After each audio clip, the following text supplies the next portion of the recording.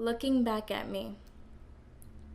Eyes I've never witnessed, nostrils I've never nosed, ears I have yet to eavesdrop upon, a palate begging to be placated, fingers fawning for a feel.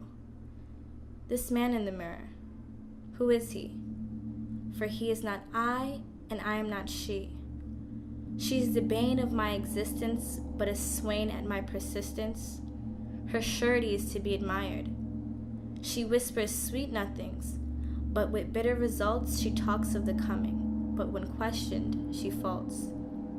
Her knightly complexion, with stars for her eyes, even at her inception did ever belie. Flooded with fantasies of love and audacity to hope, she must fix her face, she must throw up her trope. This woman in the mirror, who is she? For she is not I, and I am not she.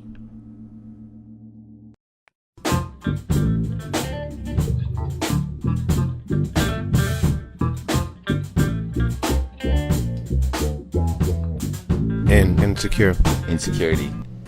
I'm Raenell, Bronx born and raised, 22 years old, filmmaker. What else? As far as my family life, it was kind of in shambles. My mother and I never really got along, and then when I was 18, I found out that my father, that I believed to be my father since birth, wasn't my biological father, and my whole family knew. Wow. Yeah, so they was like keeping a secret from me for 18 years. And even after the secret was held, nobody really, after the secret came out, was revealed, no one really helped me pick up the pieces. They were just like, oh, you should be grateful. You're not missing out on anything. It's fine, you know. How did you find out that your father wasn't your real father? My stepmom, his wife, basically hinted towards it. How did she tell you? How'd that conversation go? So I remember one time I came over because she lived in Connecticut, so I would spend like a weekend or two over there. And I came over and I was telling her, like, oh, you know, being that I'm from the Bronx and it's predominantly Spanish, most people often mistake me for Spanish, and they're surprised when I can't speak it. And I was having that conversation how, like, people judge me by the color of my skin and my hair, and they would expect me to be Spanish. And she's like, I don't know, maybe you should ask your dad. And I was like, what do you mean? And she kept on saying stuff like that, like, oh, you know there are some things that you might not know and you should question it, like keep on asking me to be a little bit more inquisitive. So I kind of took her up upon it. So my dad came home later that night and I told him, like, yo, what's up? Like, this is the conversation that happened. And he was like, go ask your mom, and when your mom tells you whatever she tells you, call me and tell me what she tells you, and we'll speak. And that's what really piqued my interest. I was like, And my dad and I were really close, so I was just like, he would tell me straight up what the truth is. So I knew that I was missing something. So I went to my mom and I asked her, and I was like, listen, I'm the only one who looks different. You know, I have two younger sisters. I have, two younger stepsisters by my father. They look like him. I have a younger sister and older brother who both look like my mom, identical. They look like, everyone looks the same except me. And so I was like, what's up? And she tells me, oh, my grandmother is Indian. And she shows me like a photo. So I'm like, oh yeah, that's perfect. Like, you know, people, genetics skip generations all the time. So I'm thinking that's what it is. Come to find out. So I tell my dad, and he's like, no, that's not the truth. And wow. And then he gives me like the full story. So, and he's like, oh, when you were 2 years old, I took you to go get a DNA test because my coworkers kept on telling me that you don't look like me. And I would always bring it. And I was his first child, so he would always bring me around. Oh, my God. Yeah, so it was tough for him more than me, to be honest. He cried when he told me the truth, and I was just like, my life's a movie. I thought it was like some Cinderella thing. It kind of was, this evil stepmom, but yeah, it wasn't cool. So your father left when you were 5 years old. Was there any other male figures in the house? No, my mom never really like was exchanging men in the house, but she did remarry. No, she didn't remarry because she was never married. Her first marriage was to this guy who, when we met him, we come to find out later that she was already married to this guy. When I turned 12 and I was in 6th grade, he began molesting me. And within that 12th year of my life, later on, as I was approaching my 13th year, he raped me. And that happened consecutively until I was finishing middle school. And yeah, until my senior year of middle school. And I never told anyone. I haven't told her that he actually raped me in the bed that they shared. So. Wow. So what happened in the bed that they shared is. Yeah. Oh my. So how did it happen the first time? Or like. It started with the molestation. So I remember, my mom. I didn't have a TV in my room. So my mom used to work nights, so I used to always sleep in my mom's room, and he owned his own mechanic shop, so he would come home late or whatever, and he would come home and I would be in the bed, and he wouldn't wake me up. We would sleep, and then we would wake up, and he would tell me, "Oh, go get dressed" or whatever, because he would take me to school. And then one day I was laying there, and I felt someone's hand on my upper thigh, and at first I didn't really think nothing of it. I'm like, oh, someone's trying to wake me up, so I'm like, getting jarred up out of my sleep. And then he starts, like, fingering me. And I was, like, really just shocked and, like, I didn't know what to do. I never really explored myself sexually that way first. That was, like, my first real sexual experience. So I was just there, and I remember, like, you know that feeling when you have to pee? And you have nowhere to pee, so you kind of like clench your legs. I was like that. I was just like so awkward. I didn't know what to do. And that was that. He just did that, and then I just stayed there, and then I acted like I was sleeping. And then I remember him asking me, "Oh, does it hurt?" And I didn't say anything. And then like a few moments later, then he stopped, and I just stood there, and he kind of like just stopped, and I just stood there. I don't remember. Maybe I like fell asleep later on that night or whatever. But the first time he actually physically penetrated me was when I was like 13 years old, and that was after like consecutively like touching me here and there. I would go to the bathroom.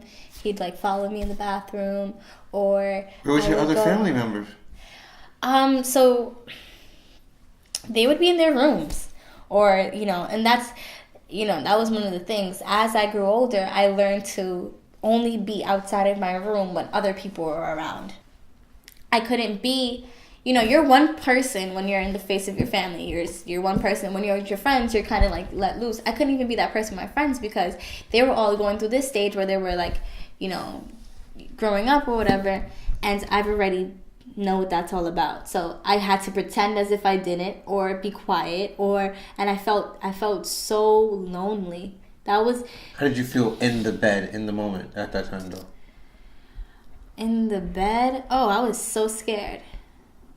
I literally remember having my legs straight like this and just looking up at the ceiling. And he was on top of me. And that was the first time I smelled semen. And it was so disgusting. I smelled like his sweat, and I still smell it. That's crazy. And it was really crazy. I feel like in that moment, I just put myself somewhere else, because I was so used to being molested before then that I knew how to just put my mind somewhere else. So when that happened, I just was like, I just stood still. I couldn't tell my mom. He was abusing my mom. He was abusing my mom for years. So he was like the head of the household basically, and furthermore, he pinned my mom and I against each other. He would tell her like, "Oh, I know that you're up to something. I know that you're doing something. I know that this is happening because Raenell told me." He wanted a rift between us so that whenever he did do whatever he did, it would be no bridge for me to to be like, oh, Ma, this actually happened. I didn't want to go to school because he would have to take me to school. I didn't want to go to school because I felt different from everybody around me, and I felt like I was hiding something, and it was hard for me to concentrate. Then when I was on my way, when I was home, I didn't want to go home because I knew that he would come home from work around 8 o'clock. So there was only 3 hours when I was home that I was able to be like, okay. And those times my mom would be home and her and I wasn't at the best of terms. And it was just a lot for me during my adolescent years growing into adulthood that I just... Because I remember even one time, me laying stoic there, he would be like, oh, you're so boring, do something, and I just, I didn't know what to do. I was 13 and I didn't have any affections to provoke. How'd you react when they say something like that? I didn't do anything. I just remember thinking what do you want me to do? When it all was going down, was there ever a time that you told him you didn't want to do it? No, I didn't say anything. I didn't feel like I could say anything because, like I said, he was abusing my mom, and... So you were scared to say... I was scared to say anything to him because he used to beat my mom, and my mom was the one who used to beat me. So that's the master slave mentality. Yeah. So it was I kind of made that distinction from an early age that my mom really didn't have the most control of the situation. So I didn't feel like I could tell her about the situation. I didn't feel like I could tell him no. And I didn't even know the words for no in a situation like that. You know? Sure. If there was anything you could tell him, what would you say?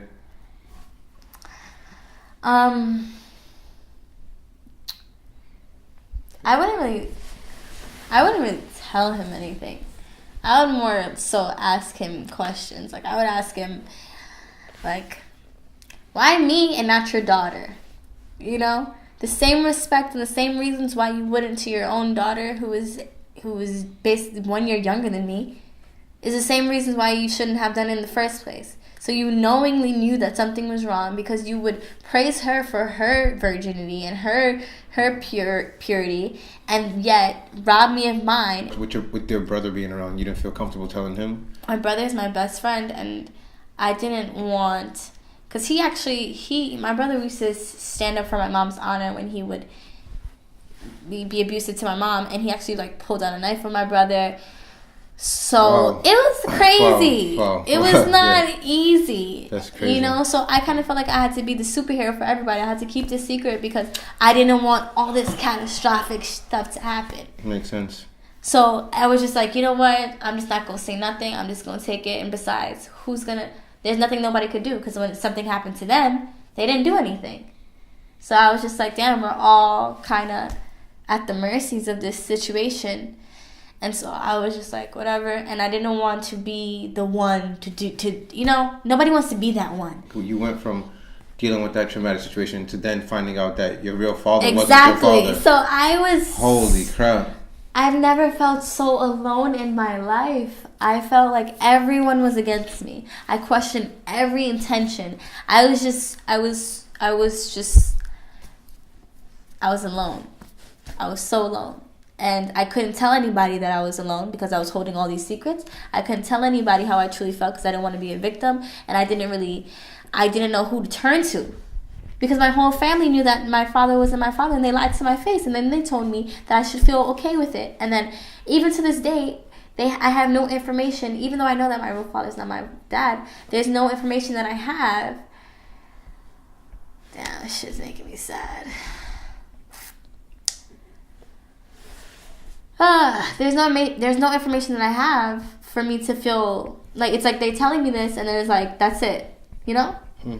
It's okay, deal with it. And that was literally the same situation why I didn't want to say anything to anybody with the prior situation. So it's just yeah, I'm really sorry you had to go through that. Me too. That sounds very, very lonely. Yeah, I'm sure people are in more lonely situations, but it was hard for me at such a young age. And this was an interesting, crazy story. I wanted her to speak about this to you guys just because I think the story could definitely help a lot of women, young ladies who are going through the situation themselves at home.